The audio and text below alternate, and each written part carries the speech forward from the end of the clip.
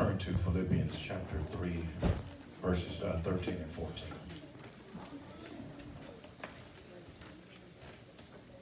It reads, "Brethren, I count not myself to have apprehended, but this one thing I do, forgetting those things which are behind, and reaching forth unto those things which are before. I press toward the mark for the prize of the high calling of God in Christ." My subject tonight is press to the prize. Press to the prize. As we spend these remaining minutes of 2019 together, know this, that in a few minutes, 2019 will be behind us. 2019 will be in the rearview mirror. There is nothing that you can do about anything that you did in 2019. You can't go back and change it. A cake that you baked is baked. A sermon that we preached, it's been preached. We cannot go back and preach it again. All the people won't be there that were there when you first preached it. And if you go back and try and correct it, somebody's going to miss the corrections. Paul says, forget those things which are behind. He doesn't say forget the negative things. He doesn't say forget the positive things. He says forget the things. He says forget it and move forward. You can't go back. Press towards the prize. He doesn't want us to dwell on anything that's now in the past. Again, whether it be positive or whether it be negative, because it can add and give nothing to you. If you dwell on your defeats too long, you won't have many victories at all. If you dwell on your victories too long, then you're not going to get any more victories either, because you're just patting yourself on the back. I'll give you an example. Elder Jeff here lost a bowling match we had. If we go and bowl again, I get no points for the victory that I obtained against him back in June. 18th or 19th of June. 3 or 4 o'clock.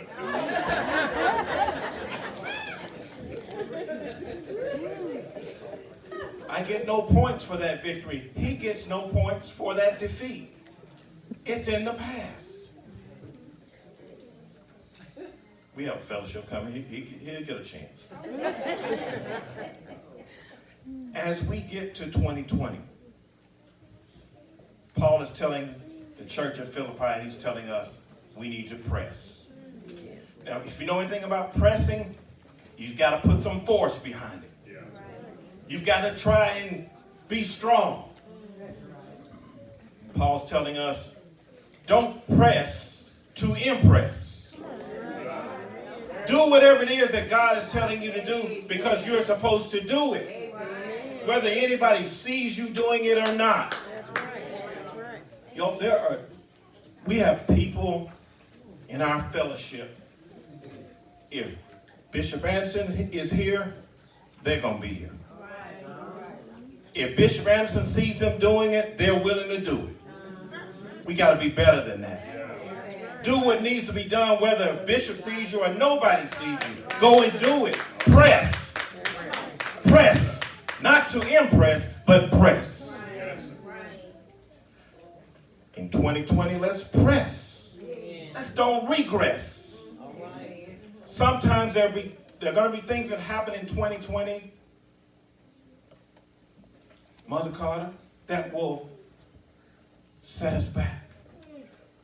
This coming Saturday, I'm going to bury my second uncle. I lost the other one back in October. But you know where I am? I'm right here with my Zion Temple family. Don't let the things that happen in life stop you from living. We've got to keep going. The world is going to, if the world we live in right now, y'all, if you fall down, they're subject to step on you while you're down. And while you're down there waiting on somebody to help you get up, they're going to reach over there and take your wallet while you're down.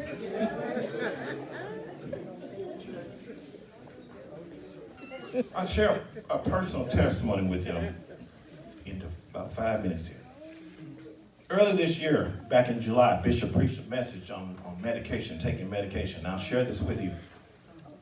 Up until that day, I had been taking medicine for depression. Roughly 9 going on 10 years. After I heard the message that Bishop preached on that Sunday, July 7th, that was the last day.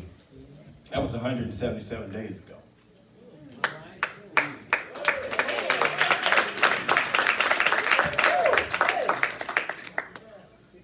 The medicine that they give us, a lot of times, and Elder Lambert talked about it before, there's a lot of side effects in medicine. They're not helping us. The bottom line, they're not helping us.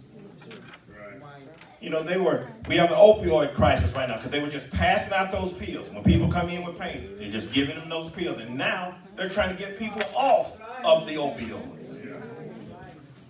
And how they're doing it? By giving them more pills. My plan was to,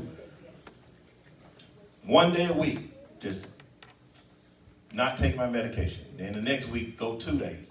But after I heard Bishop preach that day, I just stopped taking it. It hadn't been easy, but this fellowship body and some of the ministers that I talked to about it, my brother Elder Davidson, he knows about it, because we talked about depression medicine. Sometimes that medicine, y'all, I describe it to you like this. There'll be times where your foot could be on fire.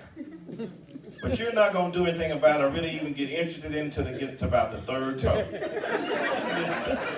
It's in there, my foot is on fire. Hey, fire. But that's not a good thing. That's not a good thing. Imagine I'm in my class and I'm teaching and 2 students get into a fight and I'm just kind of sitting there going. But that's what that medicine will have you doing. It is loaded with, I just don't care. And it's, what I described it is, it doesn't stop you from being depressed. You just don't feel it. You're still depressed, you just don't feel it. But as I said, when I started coming here a long time ago, I did not know that I would end up here. I did not know that Bishop would be my pastor. But I know now why. Because of his, and he was speaking to all of us that day, but he encouraged me that I could do this. Press on even if you're depressed. Press on even when the devil tries to suppress your efforts. And when he tries to oppress you. Press on. Press on. And the thing about pressing is that you're pressing because in most cases, in most situations, somebody is pressing against you. Somebody's pressing against you. You know, it would be nice if everybody in this world liked everybody else. And sometimes the people pressing against you, they're in a lot of instances, they were the people that used to run with you. But you changed, and now they're pressing against you. Y'all not cool anymore. All the prodigal son's friends left him after he had spent all of his daddy's money. And some people, that's what they'll do. You know, when the bottle that you bought is empty, they gone.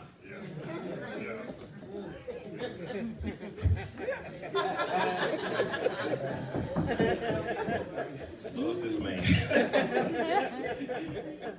Press toward the prize. The prize is Jesus Christ.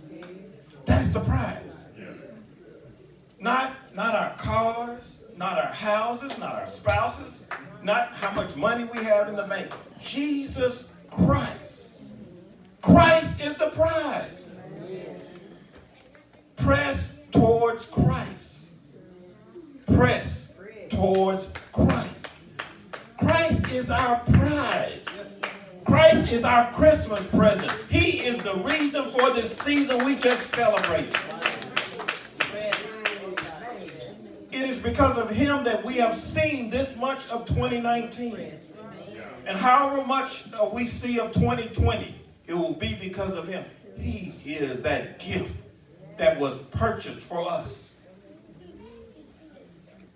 Press on. You got to press on.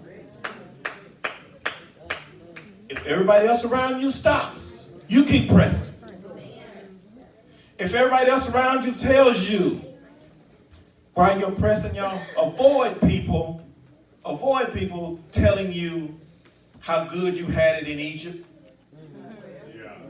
Avoid people telling you to go back. That's right. That's right. You had it good.